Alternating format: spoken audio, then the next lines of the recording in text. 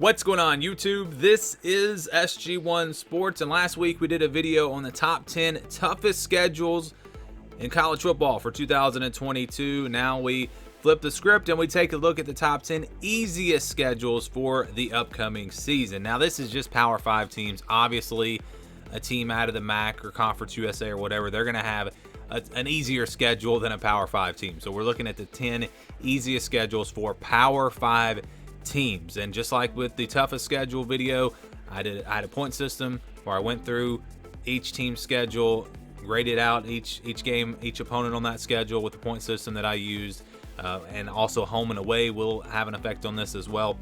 So we just did the same thing, and if it was a tie, I just kind of used my judgment to break the tie, because yes, some of these were tied. So let's just get right into it. Top 10 easiest schedules, and these are the teams that might wind up a little bit higher in the rankings than you expect, just because their schedule is easier potentially.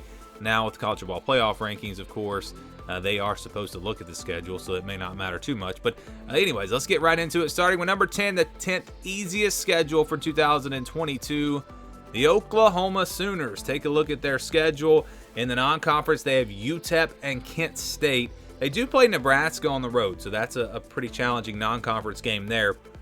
But what really stands out with this schedule to me is the fact that you have Baylor at home, you have Oklahoma State at home, you have Texas on a neutral field. So the three toughest games, more than likely, in the Big 12 are all either a home game or a neutral site game. So they don't have a true road game against a really tough team. Their toughest road test might be West Virginia or Iowa State or Texas Tech. I mean, again, you look at the schedule, it really sets up well with the home and away for them, and I think that's probably why this maybe made it onto here. Because yeah, that's, you do play 9 Power 5 opponents in the Big 12, and then also Nebraska, so that doesn't seem like a really easy schedule. But there really are not a ton of super easy schedules out there this year. Just like with the tough schedules, this year the schedules are more balanced than I think they have been in the past. When I do this every year, and usually you've got 5 or 6 or 7 or 8 really tough schedules, 5 or 6, 7, 8 really easy schedules. This year a little bit more balanced, a little bit tougher to rank these schedules, honestly. But Oklahoma did come in at number 10. Number 9, Minnesota out of the Big 10. They've got New Mexico State, Western Illinois, and then Colorado. One of the worst teams out of the Pac-12. That's their Power 5 opponent in the non-conference, so that sets up really well for them. They do play Michigan State out of the East on the road, and Penn State on the road, also out of the East, and then Rutgers as well. But no Michigan, no Ohio State. So that non-conference schedule really helps Minnesota to have one of the easier schedules, but not the easiest in the Big 12, or in the Big 10, I should say. We'll get to that team in just a second. Let's go to number 8, though. Back to the Big 12, it's Oklahoma State. Look at their non-conference schedule. They have Central Michigan, Arizona State, and the University of Arkansas Pine Bluff. So they come in here at number 8. A little bit easier than Oklahoma's. Remember, Oklahoma had to play Nebraska on the road. Oklahoma State gets Arizona State at home. That really might have been the difference in the two teams, because I think these bottom 4 teams were like all tied. So it was very tough to really separate these teams. They all have very similar schedules as far as how hard they are. But Oklahoma State does come in here at number 8. They get Texas at home. They do have Baylor on the road and Oklahoma on the road. So in that sense, you might even say that their schedule is a little bit tougher than Oklahoma's. But at the end of the day, it just came down to the non-conference for me. Nebraska on the road, a tougher opponent than Arizona at home. Moving on to number 7, Purdue. Purdue has a very easy schedule in the Big 10, in my opinion. You look at who they play in the non-conference. They've got Indiana State, Florida Atlantic, and on the road at Syracuse. I'm not expecting a whole lot from Syracuse, but look at who they play outside of their division. Look at who they play in the Big 10 East. They get Penn State at home on a Thursday night. Really good opportunity to win that game. Then they'll play Maryland, who's towards the bottom of the East. That's a pretty good setup there. And then Indiana at the end of the season, another team that's going to be towards the bottom of the East more than likely. So this schedule, I'm telling you, this is the reason why I think Purdue has a really, really good chance to win the Big 10 West this year. It's just not a very tough schedule at all. I mean, this is the schedule you want if you want to try to make a run in the Big 10 West, because I think it could come down to schedules. When you look at Purdue and Minnesota, Wisconsin, Nebraska, Iowa, those 5 teams, they're all pretty even. And so who has the easiest schedule in the conference could potentially be the team that wins that division. And I think you got to be happy with Penn State, Maryland, and Indiana if you're a Purdue fan. No Ohio State, no Michigan, no Michigan State. This is a very nice schedule for the Boilermakers. Moving on to number 6, we've got NC State. In the non-conference, they play East Carolina, Charleston Southern, Texas Tech, and UConn. They do play Texas Tech, so they do have a Power 5 team in there, with the other 3 games should be pretty easy. They don't play Miami. They don't play Pitt out of the Coastal Division. Instead, they'll play Virginia Tech and North Carolina. I'm not expecting either one of those teams to be all that great this year. I know some people like North Carolina, or they think they're going to be pretty good and maybe have a chance in that division. I'm not one of them. I don't expect North Carolina to be all that great. Not a terrible team or anything, but I don't think that they're a contender in the ACC. So, yes, a very nice cross-division matchup here for them with North Carolina and Virginia Tech. No Miami, no Pitt. That makes for an easy schedule for the Wolfpack. Moving on to number 5, they got Washington out of the Pac-12. They've got Kent State, Portland State. Now, they do play Michigan State, so they've got a good non-conference opponent there. But they also play in the Pac-12. I mean, it just is what it is. It's the worst Power 5 conference. And so when you're playing in that conference, you're going to have a chance to get on this list. And they don't play USC.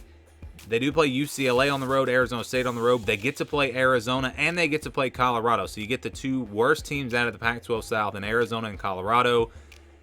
A non-conference schedule with 1 tough game, but then 2 really easy games.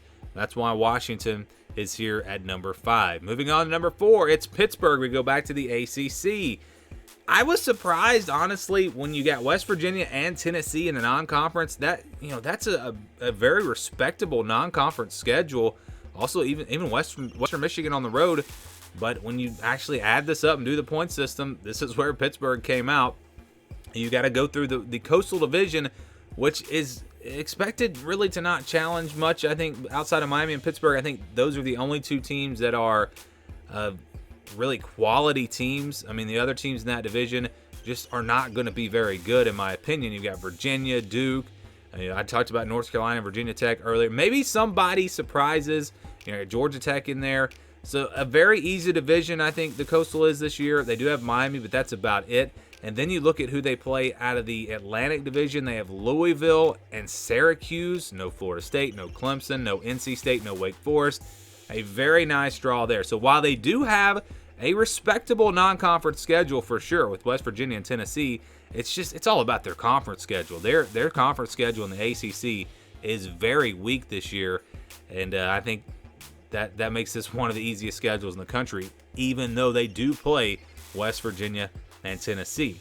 Moving on to number 3, Virginia Tech. Virginia Tech will play Old Dominion, Wofford, West Virginia, and Liberty in the non-conference. So not a very tough schedule there. You look at who they play outside of or in the Atlantic Division. They've got Boston College. Not really expecting them to be very good this year. They do play NC State on the road, but it's not enough to make this schedule very tough.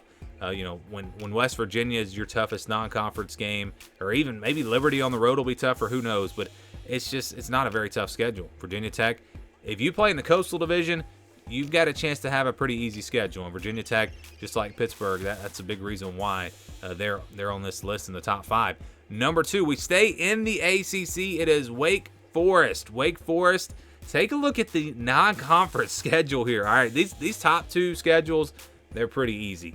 VMI, Vanderbilt, Liberty, and Army. So no real challenges there in the non-conference. Then you look at who they play from the other side in the Coastal Division. They play North Carolina, talked about them already, and Duke, the worst team in the ACC.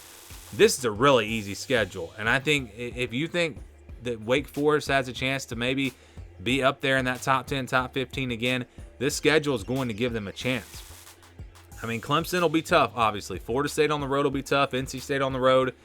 But overall, this schedule, it's a really easy schedule. So if I'm a Wake Forest fan, I'm feeling pretty good about being a top 25, top 15, maybe even top 10 team this year. I think it should be a good year for Wake Forest, and this schedule definitely sets up well for them. But it's not the easiest. As easy as this schedule is, the easiest schedule, back to the Pac-12 we go, it is UCLA. Take a look at this thing. Look at the non-conference schedule. Bowling Green, Alabama State, and South Alabama. That is, just non-conference wise, is probably the easiest non-conference schedule in the country. I mean, that is a cupcake schedule for sure. But when you look at their first 3 games, that right there is really the reason why they're number 1 on this list. They do play Oregon on the road out of the north, but it's just not enough. When you have a non-conference schedule this week, it's going to bring that schedule down. And the Pac-12 is not great, of course. You got Washington in there, Stanford out of the north, Cal on the road. But again, it's all about the non-conference with UCLA. You're playing in the Pac-12, the worst Power 5 conference. Yes, they do play Oregon, so that at least makes this schedule not ridiculously easy, because they do have Oregon out of the north, but a very easy non-conference schedule. Again, Bowling Green, Alabama State, and South Alabama. Could UCLA potentially make some noise this year? Remember, last year they started off strong, had that big win over LSU. They were a top 25 team. Look at those first 4 games this year. No reason why this team can't be 4-0, maybe even 5-0 if they beat Washington. And so they could get off to a great start again, but then it's Utah, then it's Oregon. The schedule does get a little bit tougher, but a very, very manageable schedule. A schedule that could allow them, I think, to go 9-3 without even having a great team. I mean, they could go 9-3 with this schedule and be better than they were last year. So UCLA has the easiest schedule. These are the top 10 easiest schedules for 2022. If you missed the toughest schedule video, you can go back and watch the top 10 toughest schedules for 2022. We posted that last week. Thank you guys for watching this video. Give me your comments. What do you like about my list? What do you disagree with? Who do you think should be on here that maybe I left off? Leave your comments again down below. Thanks for watching, and stay tuned for more here on the SG1 Sports YouTube channel.